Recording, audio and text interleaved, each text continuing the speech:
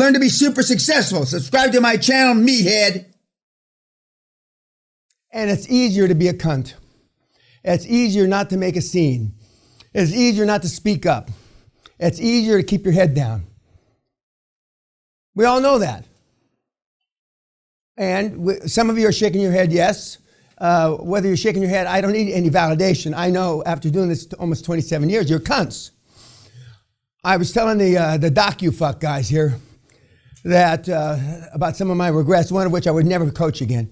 Never, under any fucking circumstances. Even if I got $1 billion ahead. It's worse than raising kids. And I wouldn't do that again. Because I don't get any satisfaction out of trying to get cunts across the goal line. Sally contends I have a sore back because just look at the Goomba brothers here. Can you imagine? Oh, my back. Trying to get them across the goal line, big 2 tubs of shit. I mean, now the little teeny skinny shits is not so difficult. But it's hard. And I said I wouldn't coach again because I thought wrongfully that everybody had self-esteem like I did. I didn't know it was such a rare motherfucking commodity. Such a rare commodity. And it's a bitch. It's a bitch. And then, but as I mentioned during the last hardcore, I get gifts. It's not that I'm not appreciative, kids. But I got these books during the last hardcore as gifts in the mail. I'm never going to read them. I haven't even looked at the titles. That one I know is the Quran. I know from the symbols on it. But I'm not going to read it, and so on I get stuff like this all the time. Now, I'm not sure if I get sent these things to ingratiate me towards something, or I'm not sure what the fuck it is. But I certainly give them, a lot of them. Now, I've told you before, you are where you are because you're pleasers. Some of you think you're not pleasers, but you're still a pleaser. I have never bought flowers, candy, gifts, anything for anybody in my life. Never. I'm abusive, they tell me. They say I'm a bully. I don't agree with that, but if you weren't a bully where I came from, you didn't get past the 5th grade. And yet I continue to get gifts.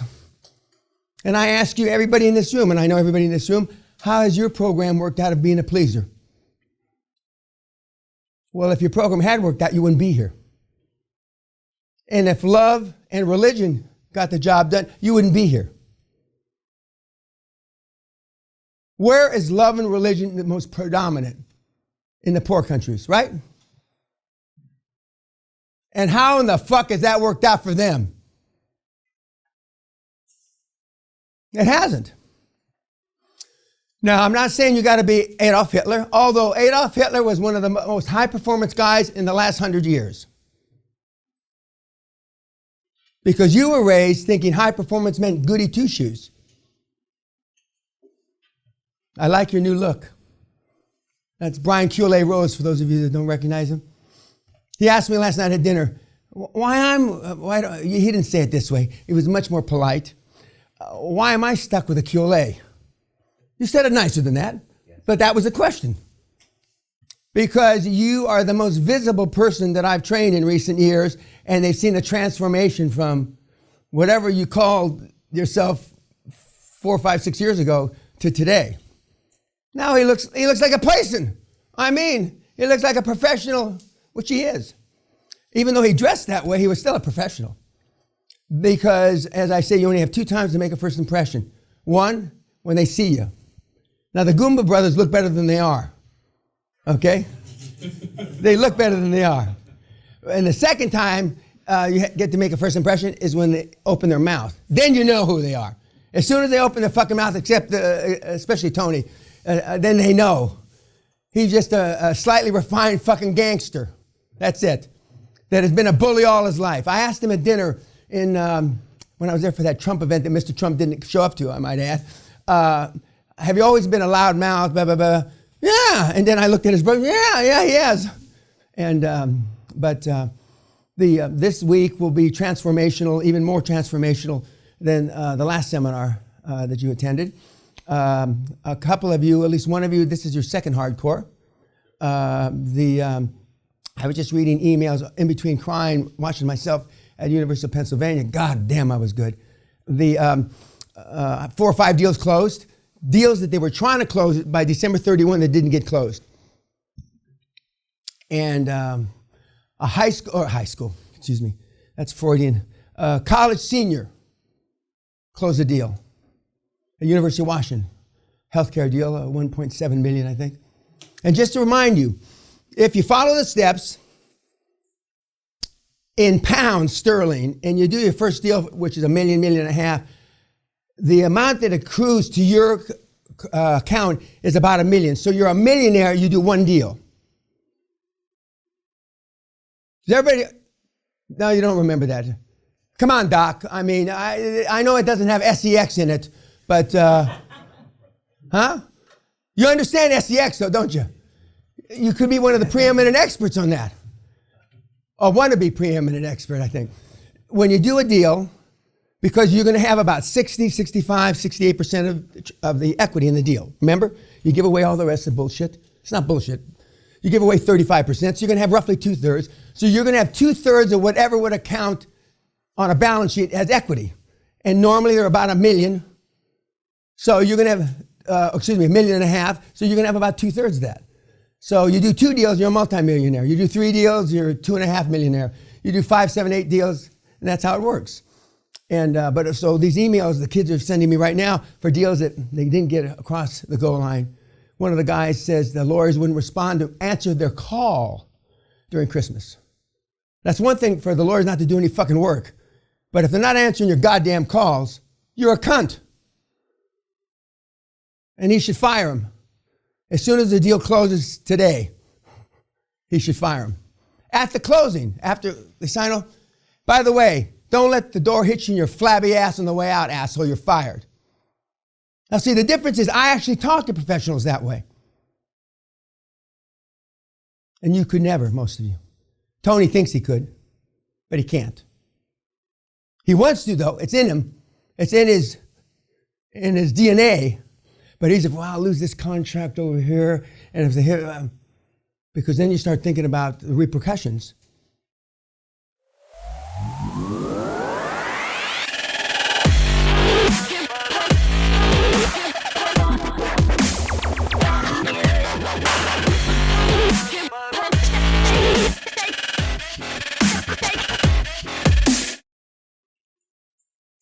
So you don't. I've never been bothered with thinking about repercussions. Don't confuse me with the facts.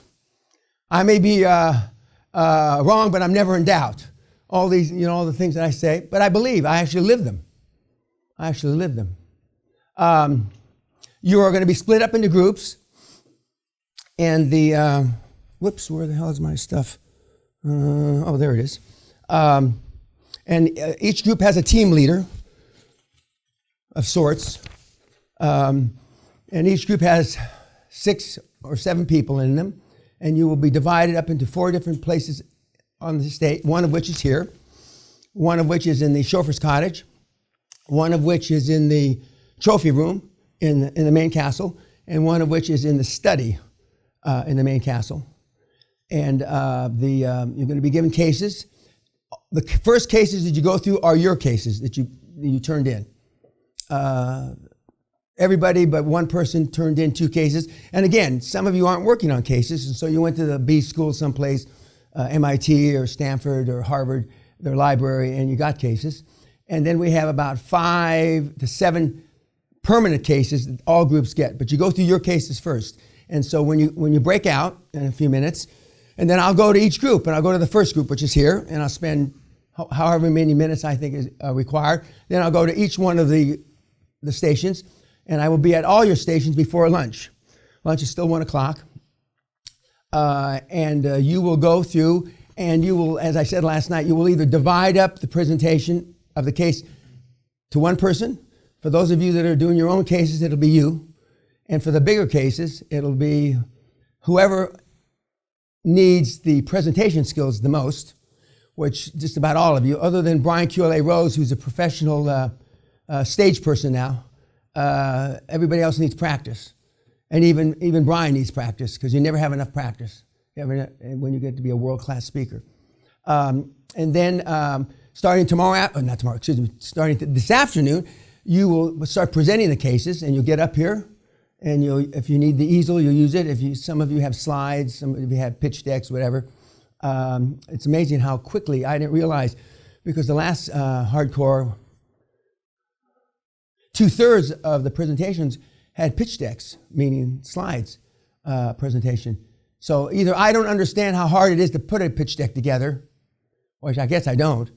I don't know how easy the tools are, but I mean, they put unbelievable. Some just did on the board with the Crayola, or not Crayola, the marking pen. And we'll go through and you make the pitch, and then you'll open it up to questions, and they'll either like what you say or not. Some will say not, like I would say, "What the fuck are you smoking, moron? You really think that's a deal?" Well, that went over like a turd in a punch bowl. Did you think that everybody was just going to be nice to you when you got up and pitched your piece of shit? Apparently so. Why are you all looking like your dog just died? And a couple of you that have great presentation skills, great to terrific presentation skills, will feel right at home. Those of you that can't chew gum and talk, well, it'll be a learning experience. But by the last day that you're up here pitching, you'll be much better. And then tonight, one of the reasons there's no homework, because some of you will work on your cases.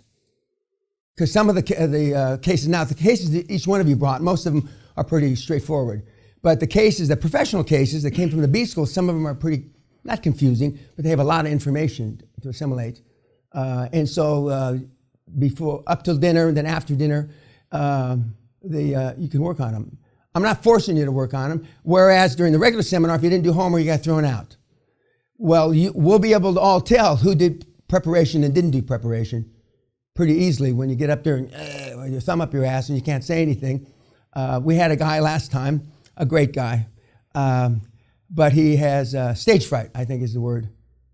And when I mean stage fright, I mean legitimate, first class, 100% stage fright.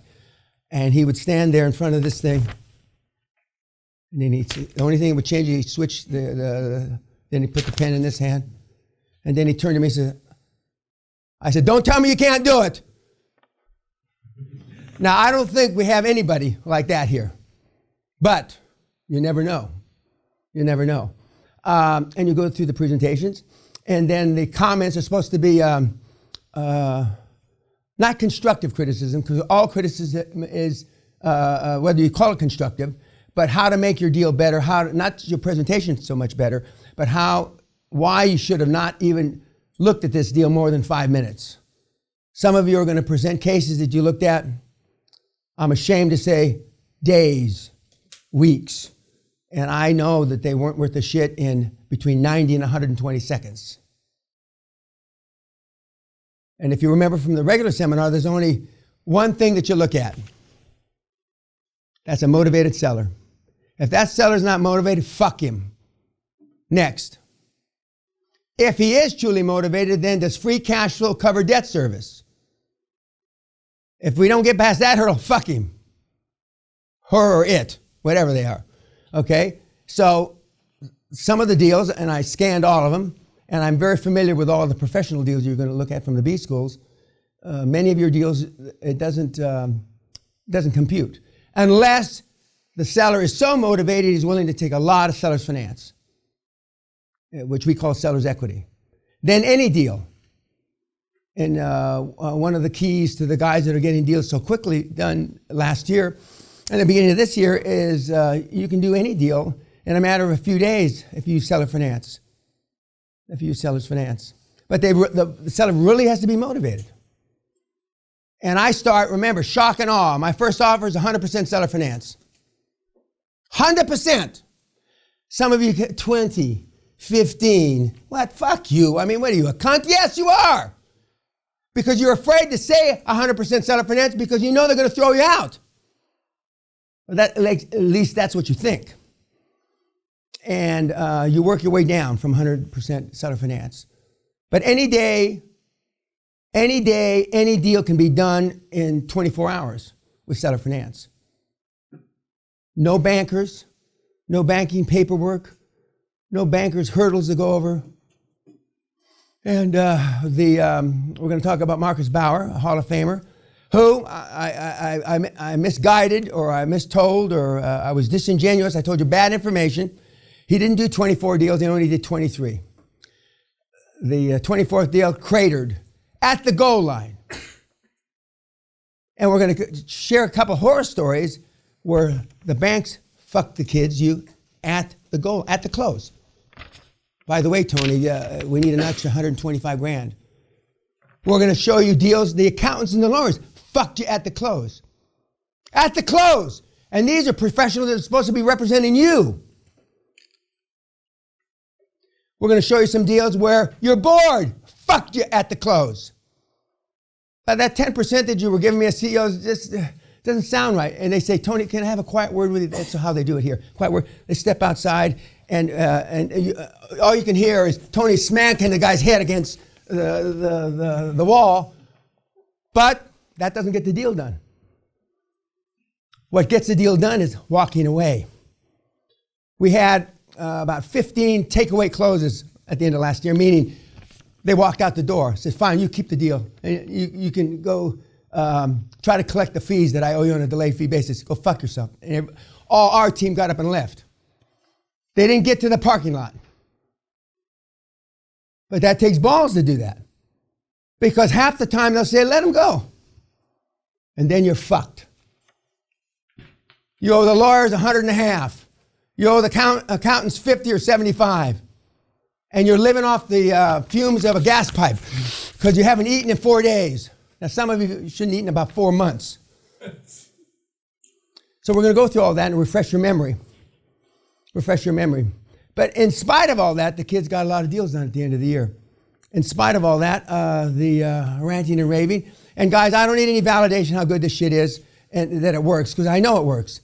Now, we're going to play a testimonial that I got by way of the DocuFuck guys and as soon as we get off YouTube. Goodbye, YouTube. Go fuck yourselves. Okay, now let's play it.